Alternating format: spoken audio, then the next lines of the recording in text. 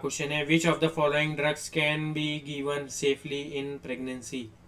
कौन सा ड्रग दे सकते हैं प्रेगनेंसी में जो सेफ हो। प्रोपाइल थायोयूरेसिल क्यों दे सकते हैं, इसका एक्सप्लेनेशन भी दिया हुआ है। क्वेश्चन नंबर 82 है a new born baby was born with phocomelia, it results due to which drug taken by another during pregnancy. अब फाइकोमेलिया क्या होता है ये आपको पता होना चाहिए। देखिए phocomelia is a rare congenital disease characterized by severe limb abnormalities in which the hand or the feet are located close to the body trunk, resembling flippers. The term phycomelia is derived from the two words that is phoc meaning seal and melos meaning limb.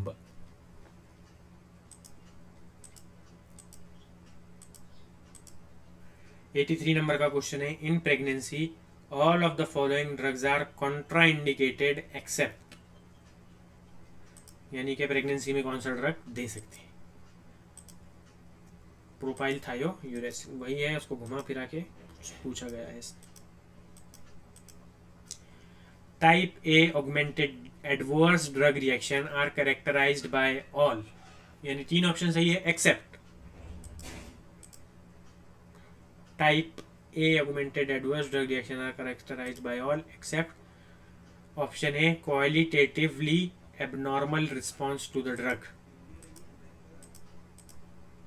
85 number का question है in which phase of clinical trials post marketing surveillance of drug is carried out। तो इसका answer बोलिए कि कौन से phase में जो है पोस्ट मार्केटिंग होती है। ये भाई कई बार आ गया है क्वेश्चन, अलग अलग अंदाज में पूछा है इसने, 2-3 बार आया है लेकिन अलग अंदाज में पूछा है। तो इसका आंसर है फेज 4। 86 नंबर का क्वेश्चन है the aim of post marketing studies, उसका एम मकसद क्या है, एम क्या है उसका। Safety.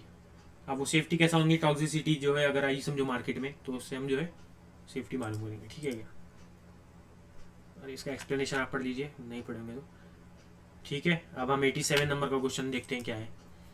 There are some undesirable but unavoidable pharmacodynamic effects of a drug which are known as, क्या है इसका आंसर। कितना मस्त क्वेश्चन है। इसका आंसर है the undesirable but unavoidable pharmacodynamics effect of a drug is known as side effects, ठीक है क्या। ये डेफिनेशन बहुत बढ़िया है साइड इफेक्ट की। Undesirable and unavoidable pharmacodynamic effect of drug is known as side effect. तो साइड इफेक्ट क्या होता है, किसी ने वाइवा में पूछा तो ये बोल देने हैं आपको। In which of the following phases of clinical trial healthy normal human volunteers are participated. Phase 1 explanation पढ़ लीजिए आप, अगर आपने समझो नहीं पढ़े होंगे तो ठीक है क्या। आगे बढ़े फिर 89 नंबर का क्वेश्चन है with respect to clinical trials of new drugs which of the following is most accurate। पढ़ लीजिए आप चारों भी ऑप्शंस। इसका आंसर है option A phase 1 involves the study of a small number of normal volunteers by highly trained clinical pharmacologist, ठीक है। इसका एक्सप्लेनेशन देखते हैं। Phase 1 clinical trials are conducted in a small number of healthy volunteers, not patients, to primarily evaluate the drug's safety profile, dosage range, and pharmacokinetics. These trials provide initial insight into how the drug is metabolized and excreted in the body, ठीक है। Highly trained clinical pharmacologists closely monitor the participant for any adverse effect, ठीक है। Phase 2 क्या होता है।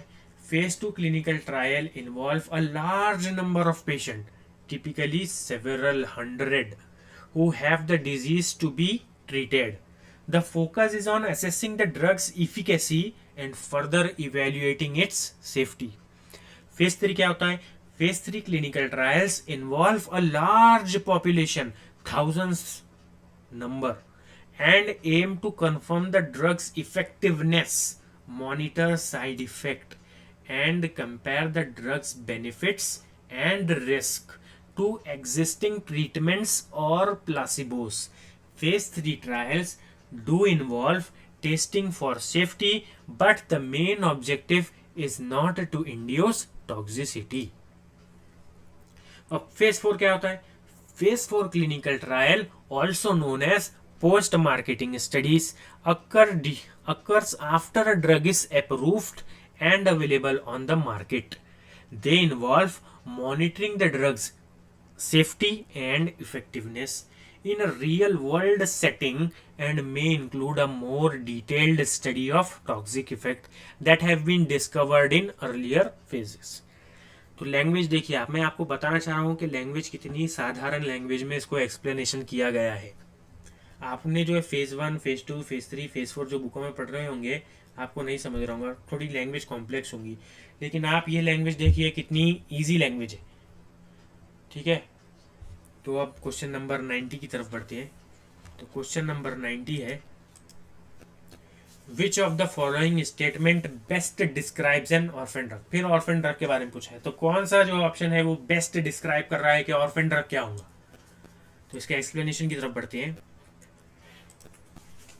Option इसका है D, it is a drug required for the treatment और prevention of a rare disease. ठीक है, एक्सप्लेनेशन देखना है आपको तो एक मिनट मैं दिखा देता हूँ. तो ये एक्सप्लेनेशन आप पढ़ सकते हैं. ठीक है, बड़े हैं, अगले क्वेश्चन की तरफ बढ़ते हैं. क्वेश्चन नंबर है 91, विच of the following is true about placebo. Placebo के बारे में कौन सा स्टेटमेंट जो है वो सही है. तो इसका आंसर है the statement that is true of placebo is a dummy medication. क्या है? डमी है, डमी. तो प्लासिबो क्या रहता है, इसको पढ़ लूँ क्या एक बार? ठीक है, आप कह रहे थे तो पढ़ ही लेता हूँ. प्लासिबो इज अ सब्सटेंस और treatment that has no therapeutic effect. क्या है भाई? प्लासिबो जो है एक सब्सटेंस है या फिर एक ऐसा ट्रीटमेंट है जिसका कोई थेरापेटिक इफेक्ट नहीं है. It is often used in clinical trials as a control to compare the effects of a new treatment against the baseline response. Placebo are often designed to look like an actual treatment, example sugar pill, to ensure that the participants are unaware of whether they are receiving the experimental drug or the placebo. The use of placebo help researchers to assess the true effect of treatment being studied by comparing it to the response observed in placebo group. While placebo themselves do not have a physiological effect, the placebo effect can sometimes lead to perceived improvement in symptoms due to the physiological factors. ठीक है क्या? Dummy medication है, देते भाई psychology पे depend होता है सब. क्वेश्चन नंबर 92 है, good clinical practice GCP is not required in. अब भाई कौन से उसमें जो है गुड क्लिनिकल प्रैक्टिस रिक्वायर्ड नहीं है? अच्छा क्वेश्चन है. तो भाई GCP is not required in pre clinical medication. ठीक है क्या?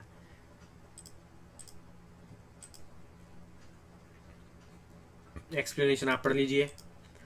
93 नंबर का क्वेश्चन है, when a drug is evaluated for its usefulness in controlled condition it is termed as. तो इसका आंसर है efficacy. Drug is evaluated for usefulness in control condition is called as efficacy. ठीक है, signified.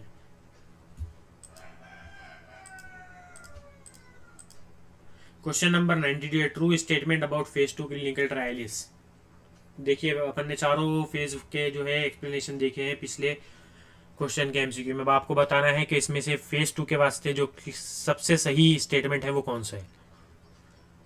आप देखिए क्या सही देते हैं क्या नहीं आप answer. Option C, use to determine efficacy. Large number of healthy volunteers किस में यूज होता है भाई? फेज 1 में होता, लेकिन फेज 2 में जो है पेशेंट रहते. ये बात याद रखना है आपने. और हम क्या मालूम करते हैं? इफिकेसी. इफिकेसी क्या होता है आपको बताऊंगा. ठीक है क्या?